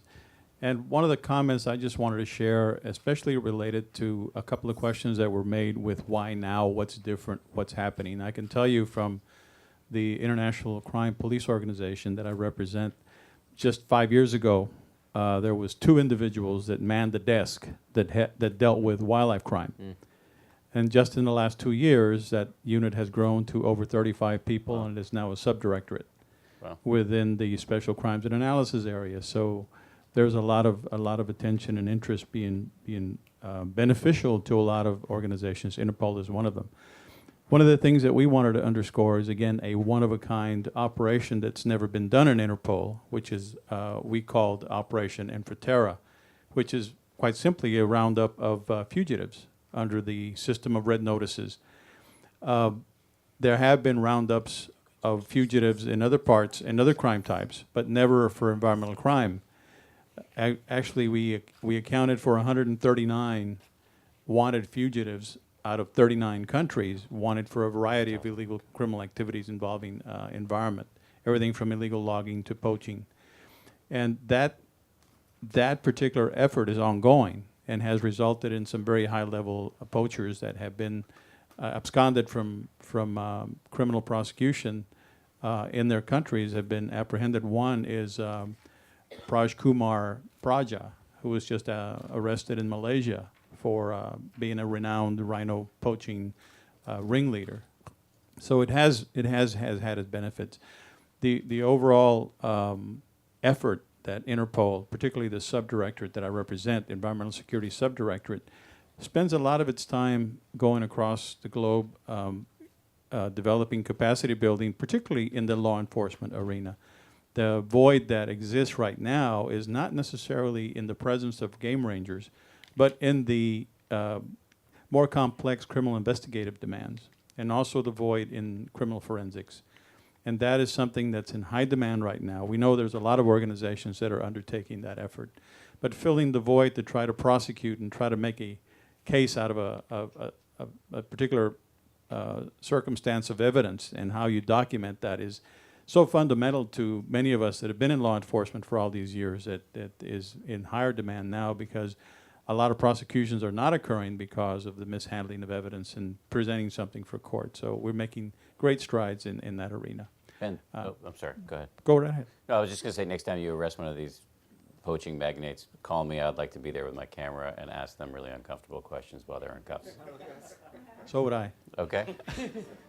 I'll give you my email address. I do want to bring in somebody from the U.S. Fish and Wildlife Service. Thank you. Brian Arroyo, U.S. Fish and Wildlife Service, Assistant Director for International Affairs. Thank you for this great dialogue. I'm very, very encouraged to continue to see the synergies that are finally coming together to deal with this issue. I want to caution us a little bit about something. We all like numbers. We all like stats. We all like know how many millions of dollars, how many poachers we captured, how many bad guys went down. But ultimately, we need to do the same amount of effort and put the same amount of priority on demand reduction, because it's about economics, as you all have mentioned throughout the discussion. As long as there's somebody willing to pay enough for the price and for that article, it's going to be made available, because until you link the risk, the high risk of doing that heinous crime with a lower amount of money for it, we're not going to make the final push to get this done. So my question to you all is, demand reduction efforts are out there. We do campaigns, we do PSAs, we do all of that. Question is, how do we measure that in the same amount of perhaps importance as we measure all of these arrests that we made? It is a great pleasure to be here. Thank you for the acknowledgement of the Fish and Wildlife Service earlier. It is great to be in a great partnership. We do want to thank the law enforcement officers outside at the exhibit very much. And big thanks to all of you. Can I just say one quick thing? As co-anchor of ABC News Nightline, we have put our money where our mouth is repeatedly over the last decade in covering this issue. I'm open to pitches. My email address is, I'm not kidding, dan.b.harris@abc.com. If you've got a story, especially you guys, email me. We will go anywhere on the planet to catch people doing this. dan.b.harris@abc.com. And now, as we conclude, Aldo is going to make a few comments, and then we're off to... There they are. Oh, there they are. Hey, guys. Thank you. Thank you, Donna. I think effectively we ran out of time. I would like to thank you for teasing the best out of all of us in a very short period of time. Thank you. I think you did a great job. Obviously, to thank WCS, Christian Samper, I don't know who he is, but his entire team for making this event possible. Thanking the panelists, of course, my fellow panelists, but also especially the ambassadors of Germany, Gabon, and Thailand for magnificent work they're doing precisely at the UN, Dan, to make us all work better together. I wanted to thank somebody else, a group of people. It's the Rangers and the Scouts, the thousands of them out there, all over Africa, in Nepal, in Bangladesh, in Mexico. They are sacrificing at times their lives to ensure that generations in the future can actually have a look at this biodiversity in their natural habitat. Thank you all. Thanks to the public. Thanks for your questions. We also have an email address, all of us here, and at the UN, at the UNODC in particular, and as a staunch and very proud member of ICWIC, the International Consortium to Combat Wildlife Crime. We are at your disposal, and we hope, honestly hope, that next year, in exactly 1 year, we can actually sort of share even better news. Thank you. And there is a reception. You're all invited.